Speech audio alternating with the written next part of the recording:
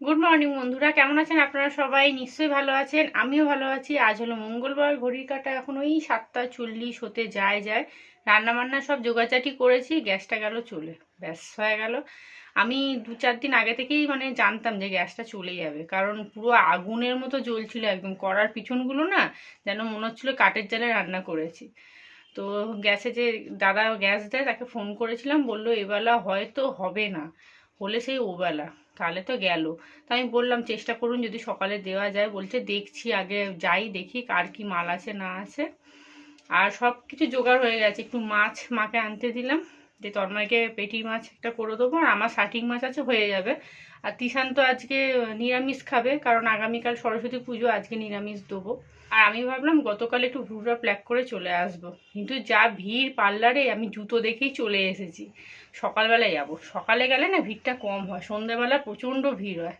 আর তিশানকে নিয়ে যাব না, ওকে নিয়ে গেলে না ও খুব বিরক্ত করে, বসতে চায় না, খালি বলে হয়েছে হয়েছে করে তাড়া দেয়।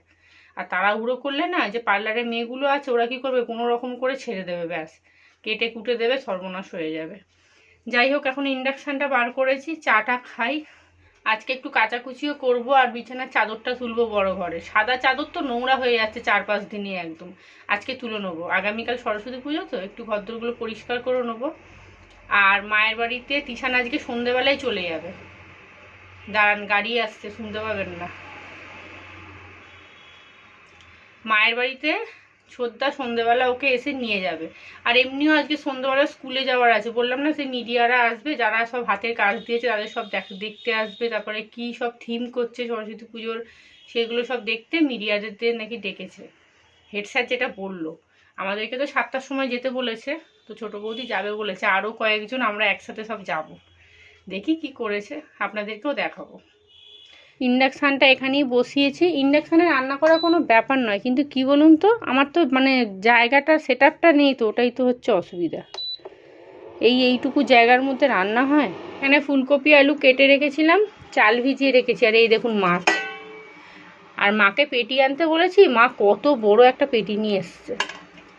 আর এই যে পেঁয়াজ টমেটো কেটে নিয়েছি,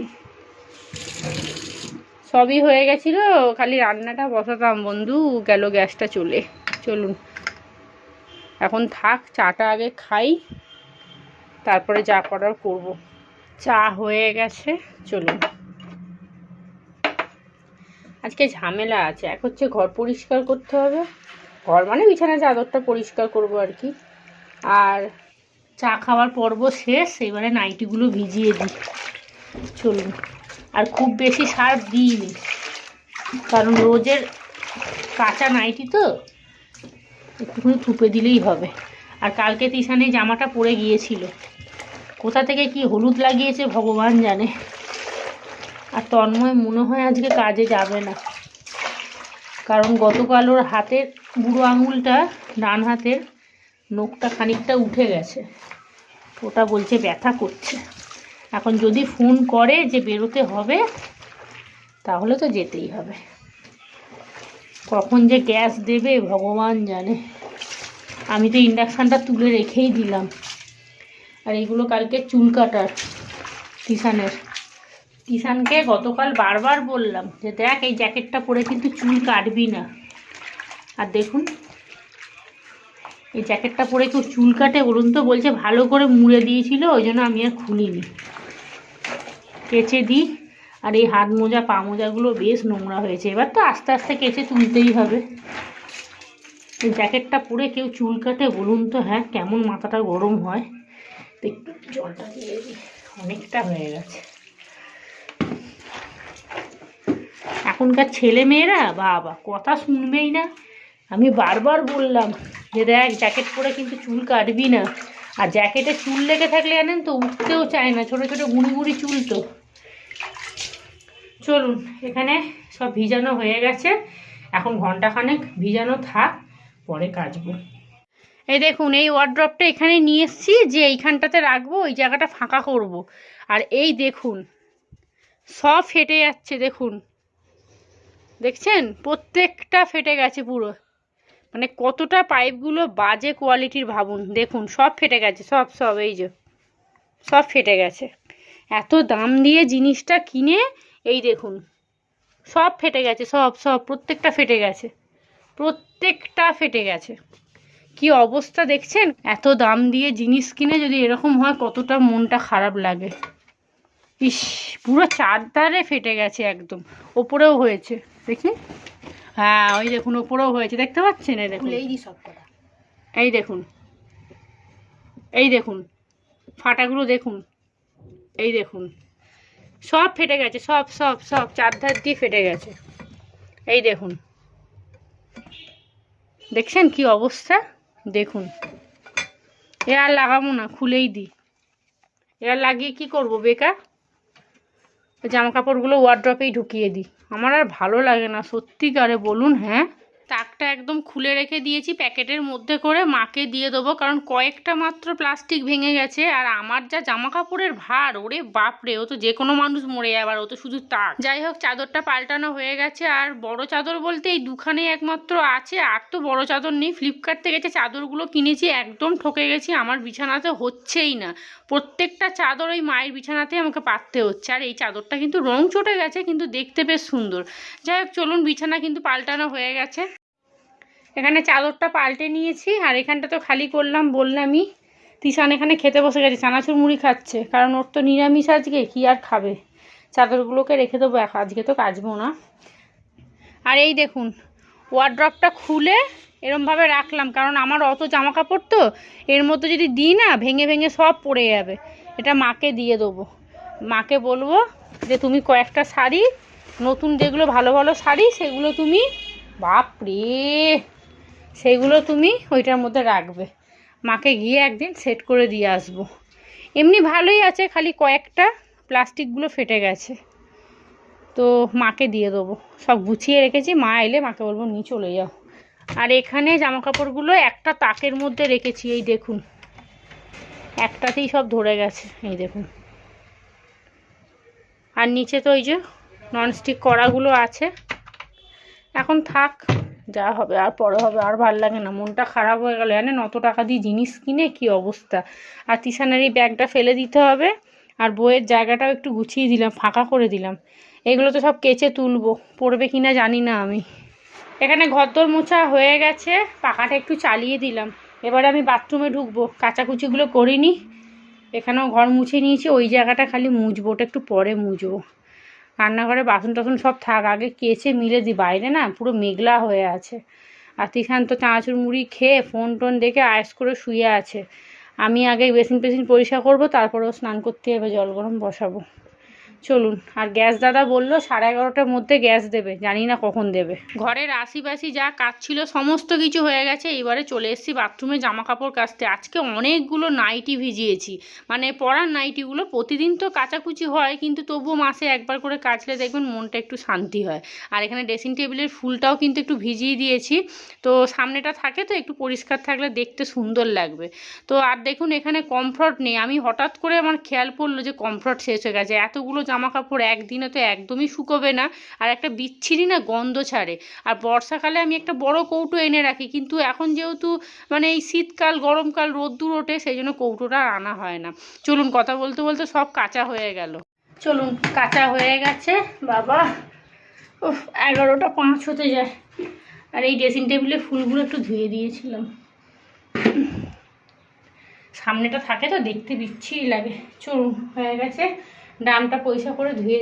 এখানে দেখুন গ্যাস চলে এসেছে। হঠাৎ করে জামা কাপড়গুলো মিলতে গেছি, তারপর দেখি গ্যাস নিয়ে ঢুকছে। আর এই দেখুন আমি গ্যাসটা লাগাবো এবার। এখন দেখুন না কত গবেষণা হবে, যেহেতু আগের বারে তো গ্যাস লাগানোর সময় ওই রকম ফু ফা সু সা আওয়াজ হচ্ছিল, তো ওইটা নিয়ে না একটা ভয় ভয় আমার জন্য, কেমন একটা খালি মনে হচ্ছে যেন আওয়াজ হচ্ছে, খালি মনে হচ্ছে আওয়াজ হচ্ছে। অথচ তন্ময় কিন্তু শুকে দেখলো, বললো গ্যাস বেরোচ্ছে না, কিচ্ছু না, কোনো অসুবিধা নেই। দেখছেন কীরমভাবে চুপ করে বসে বসে আর শুকছি। মানে কি বলুন তো, এটা মনের মধ্যে না একটা ভয় ঢুকে যায় যে হয়তো আওয়াজ হচ্ছে। গ্যাস দিয়ে গেছে, উনি ভালো করে ভিতরে ঢুকে একদম রেগুলেটরটা লাগিয়ে দিয়ে চেক করে দিয়ে গেল, বলছে ঠিক আছে। তাই বললাম হ্যাঁ ঠিক আছে, এবারেরটা আর কি আওয়াজ হচ্ছে না। আর তিশানকে দেখুন ফোন দেখতে দেখতে আমি কাটছিলাম, ও ঘুমিয়ে পড়েছে, ঘুমাক, একটু শুয়ে থাকুক। চলুন, এবার আমি রান্না বান্না বসাবো। কিন্তু জামা কাপড়গুলো মিলছিল, মিলতে মিলতে উনি ঢুকলো। এই যে হাতে করে নিয়ে চলে এসেছি, ফুলটাও মিলে দেবো, বাইরে এখনও আছে। চলুন জামা কাপড়গুলো মিলে দিই, দিয়ে এসে আগে ভাতটা বসাবো। জানেন কখন চালটা ভিজিয়েছি, সেই 6:30 না তারও আগে। চলুন, আর এগুলো কাচতে হবে বললামই তো। এখানে ভাত বসিয়ে দিয়েছি, মাছের আলুটা একটা সিটি মেরে নিয়েছি, আর মাছ ভাজাও হয়ে গেছে। আর তিশান জমিয়ে ঘুমোচ্ছে, ঘুমাক এখন একটু, যতক্ষণ আমি আছি। রান্না টান্না করে একবার পার্লারে যাব, গরুটা প্ল্যাক করে আসি। আর চুল কাটতে ইচ্ছা করছে জানেন, কিন্তু অনেকটা দেরি হয়ে গেলে না তখন মুশকিলে পড়ে যাবো। তিশান একা থাকবে তো। দূর বাবা, ওঠ না রে। ও সবাই মিলে একসাথে জ্বালাচ্ছে। কুকুরটার কি হয়েছে কি জানি, জম্মের চেঁচে চেঁচাচ্ছে। তিশান একা থাকবে, তার উপরে তন্ময় যদি খেতে চলে আসে না, তখন আবার মুশকিলে পড়ে যাব। আজকে ফুলকপিগুলো ভাপালাম না। এখানে মাছের মশলাটা কষানো হয়ে গেছে। গতকাল বেগুন নিয়ে এসেছিলাম, ভাবলাম একটু বেগুন দিই, একটুখানি কষিয়ে নেবো আরও 2-5 মিনিট, ব্যাস, দিয়ে জল ঢেলে দেবো। আর ভাতটা আজকে না আর বন্ধ করলাম না, প্রায় 4-5 ঘন্টা চালটা তো ভিজছে। 10 মিনিট 15 মিনিট হবে খুব জোর ভাতটা বসিয়েছি, হয়েই গেছে, এবার নামিয়ে দেবো। আর তিশানের ভাতটা আলাদা তুলে আলাদা নিচে জায়গায় ঢাকা দিয়ে রেখে দেবো। গ্যাস ট্যাস মুছে নিয়ে ওর জন্য একটু গোবিন্দভোগ বলছি, ওর জন্য একটুখানি মুগ ডাল আর আলু ভাজা করে দেবো, পাঁপড় ভেজে দেবো। আর আমাদের ঘরে তো মুগ ডাল কেউ খায় না, একমাত্র মাথা ছাড়া মুগ ডাল কেউ খায় না। আমিও খুব একটা পছন্দ করি না মুগ ডাল, আমার ভালো লাগে না, আর তন্ময়ও খায় না। ওই জন্য তিশানকে বলছি যে একটুখানি 100-র মতো মুগ ডাল এনে দে, তোর মতো করে দিই। চলুন এটা খানিকক্ষণ কষানো হোক, তারপরে মাছটা দিয়ে দেবো। এই হলো আলু ফুলকপি বেগুন দিয়ে মাছের ঝোল, শেষে দিয়েছি ধনেপাতা। আর এটার মধ্যে পালং শাক আর আলু সিদ্ধ করেছি, আমি খাবো। যা বাসন ছিল সব মেজে নিয়েছি, এবার এটাকে ভালো করে সাবান স্কচ ব্রাইট দিয়ে পরিষ্কার করে নেবো। তিশানের জন্য ডাল আর আলু ভাজাটা পরে করব, আগে এখানটা পরিষ্কার করি। চলুন মাছের ঝোলটা রেখে দিই, এক হাতে হবে না, ভীষণ গরম। স্নান করে চলে এসেছি, এখানে মুগ ডাল সিদ্ধ করে নিয়েছি, আর এই হলো আলু ভাজা। আর আগে পাঁপড়টা ভাজবো, তারপরে আলু ভাজবো। আর বাসন কুসুন তো সব মাজা হয়ে গেছে। তিশান ওই ঘরে পুজো দিয়ে দিয়েছে, আজ মঙ্গলবার। এই যে পুজো দেওয়া হয়ে গেছে, এখন ব্যাগটাকে নিয়ে কি করে ছিঁড়বো সে চিন্তা করছে। আমি স্নান করে নিয়েছি, মাথায় শ্যাম্পু দিলাম। আর আজকে পুরো মেঘলা ওয়েদার, একদম রোদই ওঠে নেই, সামান্য ছিটে ফোটা রোদ একটু উঁকি মারছে। এখন আলু ভাজবো, ডাল করব।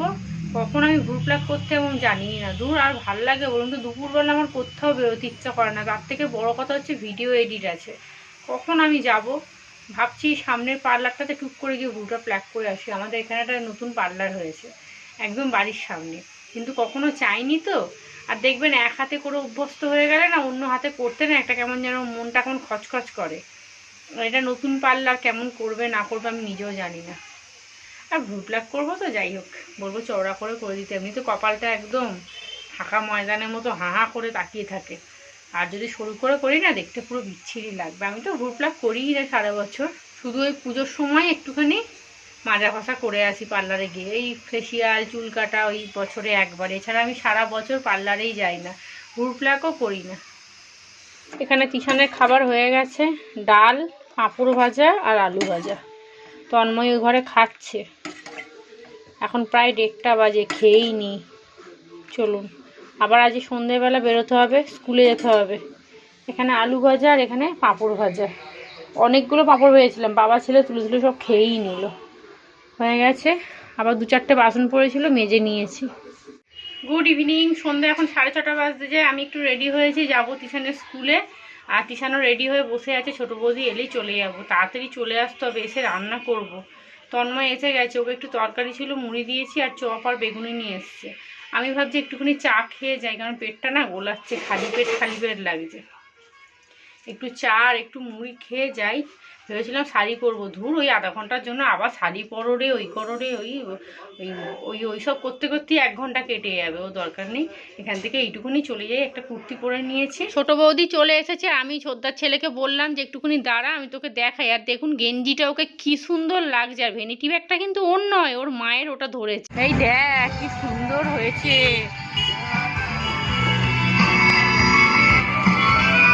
পেরেছিস? কেন? আমি দারুণ করেছে।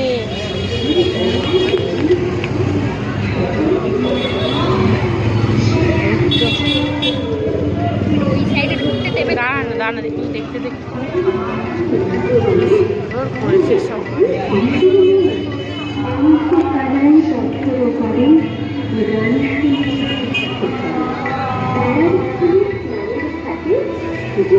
খুব সুন্দর সাজিয়েছে। ঠাকুর কোথায় গো? ও নমস্কার, উপস্থিত দেখা করে আসো না। বলছে এখন আমি আগের জীবনটা ফিরে পেয়েছি। বলছে সাজ এই এরা সব বাচ্চাগুলো সব কোথায় গেল?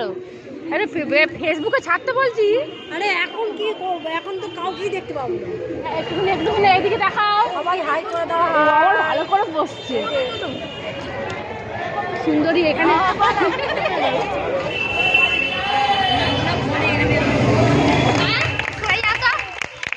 গেস্ট হিসাবে একজন বড় ডাক্তার এসেছে এখানে। এই দেখুন বললাম না মিডিয়ারা এসছে, দেখুন সবাই মিলে ঘিরে এখন ওনার এখন ইন্টারভিউ চলছে। তো আমরা একটুখানি সবাই মিলে বসে খুব আনন্দ করছি। আনন্দ মানে ওই মানে চিন্তা করছি যে কখন বাড়ি যাব। কে বলছে আমি রুটি করব, আর কে বলছে আমি গিয়ে আটা মেখে এসেছি তরকারিটা খালি করবো। আর আমি চিন্তা করছি আমার তো কিছুই হয়নি, তাহলে আমি ঘরে গিয়ে কখন রান্না করব। আর একটু চিন্তা করছিলাম যে একটু ভুরুটা প্ল্যাক করবো, সে তো সকাল থেকে বললাম দেখলেন হলোই না। তো এখন এখানে বসে আছি, চলুন এবারে মণ্ডপে মানে স্কুলের ভিতর ঢোকার নির্দেশ দিয়েছে। তো সেই জন্যই আমরা স্যারকে জিজ্ঞেস করে ঢুকেছি। আর এই দেখুন ভিতরে ঢুকে পড়েছি। যেসব বাচ্চারা আঁকা জমা দিয়েছে এখানে সমস্ত আঁকাগুলো দেখুন টাঙানো আছে। আর যারা সব হাতের কাজ করেছে এই দেখুন সব ফুল, তারপরে কেউ তো দেখছি একদম পুরো মানে নিজের ছাদের ফুলও এনে দিয়ে দিয়েছে। তো আর যারা সব এরকম প্লাস্টিক দিয়ে তৈরি করেছে, কেউ হয়তো প্লাস্টিকের কাপ দিয়ে তৈরি করেছে, তারপর চায়ের ভাঁড় দিয়ে তৈরি করেছে।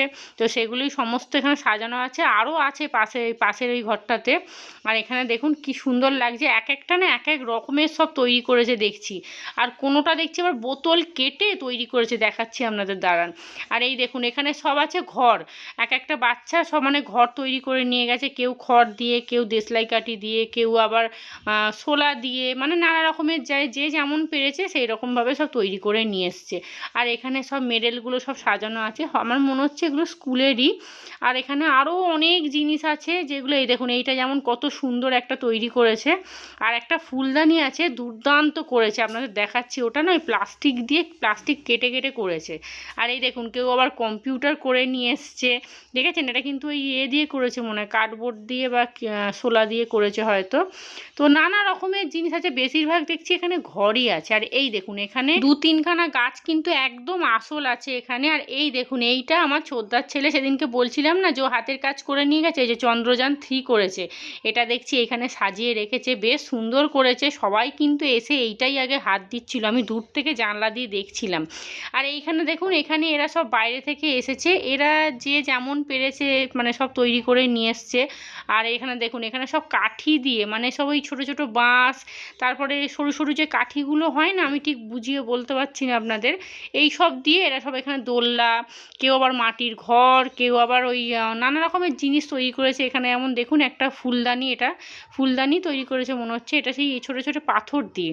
আর এখানে বাচ্চাগুলো দেখুন আরও সব নানা রকমের জিনিস করেছে। আর বলছিলাম না বোতল কেটে করেছে, এই দেখুন একটা পুরো জলের বোতল কেটে ফুলদানি করেছে, দেখছেন কত সুন্দর লাগছে। চলুন অনেকক্ষণ ঘোরা হয়ে গেছে, সেই সন্ধেবেলা বেরিয়েছিলাম। আর আমি সামনের দোকানটা থেকে একটু টুক করে ভুরপ্লাক করে চলে এসেছি। আর এসে একটা ডিম ভেজেছি, আলুর দম করলাম। আর ফ্রিজে আটা মাখা ছিল, ওটা আমার জন্য শুধু রুটি হবে।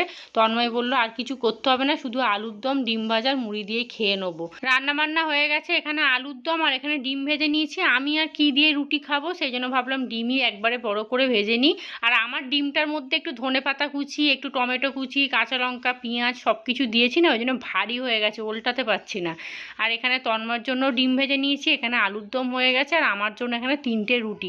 ভাগ্যিস আটাটা মাখা ফ্রিজে ছিল, নাহলে যে কপালে খাওয়াই জুটতো না। এখানে রান্নাঘর পুরো পরিষ্কার করে করে নিয়েছি। এই বাসনগুলো তো মা মাজবে, আর মায়ের জন্য এখানে খাবার ঢাকা দিয়ে রেখে দিয়েছি। আর এই দেখুন আমি ভ্রুটা প্ল্যাক করে এসেছি, মুখটা কত পরিষ্কার দেখতে লাগছে না। এই সামনের দোকানে গেছিলাম, দোকানটা বন্ধ করবে আর একজন মাত্র ভ্রু প্ল্যাক করছিল। আমি বললাম বৌদি হবে? বলছি এক্ষুনি আসুন, নাহলে কিন্তু আমি দোকান বন্ধ করে দেবো। তো ওই গিয়ে ব্যাগ রেখে দিয়ে দৌড় মেরেছি আগে। তিশান তো চলে গেল বৌদির সাথে। তো চলুন তাহলে আজকের ব্লগটা এখানেই শেষ করছি। আপনারা সবাই ভালো থাকবেন, সুস্থ থাকবেন। আজকের মতো সবাইকে টাটা।